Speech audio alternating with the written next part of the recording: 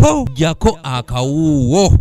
No one should chase interns from their residentials. Gye buvuddeko abasawo abagezesebwa beegatta ku basawo abakulu okulaga obutali bumativu naddala ku nsonga y'embeera gye bakoleramu omwali okwemulugunya obutasasulwa nsimbi ez'abasuubizibwa ko n'okuvumirira ekyokusalawo kwa gavumenti okuwummuza abaali mu keediimo. If an eviction is implemented on our interns, we shall withdraw emergency services from Friday if our interns are evicted. Bano sabbiiti ewedde baatwala omusango mu kkooti nga baagala gavumenti etuukirize bye yasuubiza, wabula olunaku lw'eggulo bano baggyeyo omusango oluvannyuma lw'okutuuka ku nzikiriziganya ne gavumenti. Ba medical interns tubategeeza nti gavumenti yabategeezezza nti okuva mu eno application etukkirize ntugijjayo interim application nga tugamba muddeeyo ku mirimu muyambe abantu na Uganda n'abantu abawanga balya mu nsi yaffe okulaba nga bafuna obujjanjabi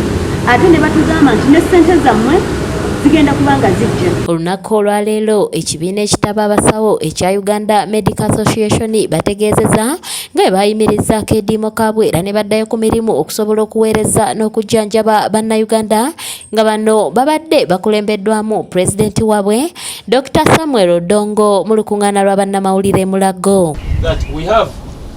Our dear interns here. We have already interns who have reported on duty as per today. Dr. Samuel Odongo yasabye gavumenti okwongeza ku basawo mu malwaliro emirimu okusobola okutambula obulungi. Our minimum demand of increasing the number of doctors. Because when you employ one medical doctor in a facility, you've employed 2 clinical officers, you've employed 2 laboratory technologists and diploma holders. You've actually employed 5 nurses at diploma and 10 nurses at certificate. Can you believe that? Just employing of one doctor. Because employing one doctor means the theatre is going to be operational. Okusinziira ku ssaabawandiisi w'ekibiina kino Dr. Herbert Luswata agamba nti gavumenti teyeeyibala n'eremererwa okutuukiriza ebyasuubizibwa kubanga nakyo kiyinza ate okusitula akeediimo akalala. Ebitatuukirira twamwatulira nakkiriza nti mulundi wona ajja teeka watasiposi gobeere buli kyalagidde okubanga kikola ku mulundi guno bireme kubanga emabega we byali.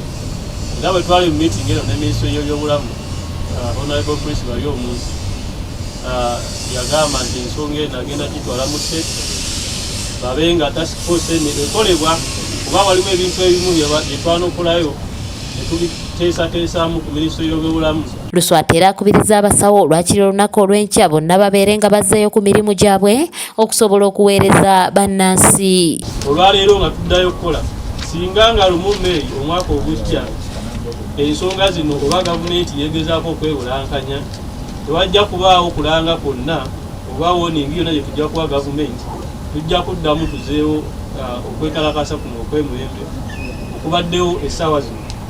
Infact tetujjeewo simanyi mu Luganda bayita suspension tetujjeewo okwekalakasa kuno naye tukuyimirizaamu. Abasawo abali mu kugezesebwa bayite ba intern doctors nabo batubuulidde we bayimiridde kusalawo kuno. And we appreciate all medical interns nationwide and all media houses for standing together with us during this call for advocacy, which has attracted the attention of the right audience to address our concerns. Then, of course, there are other demands that are not yet fully realized that the President has already alluded to, including compensation of our colleagues who died in the line of duty. Matia Sekanjako yakusakidde eggulire lino ku lwa ABS television.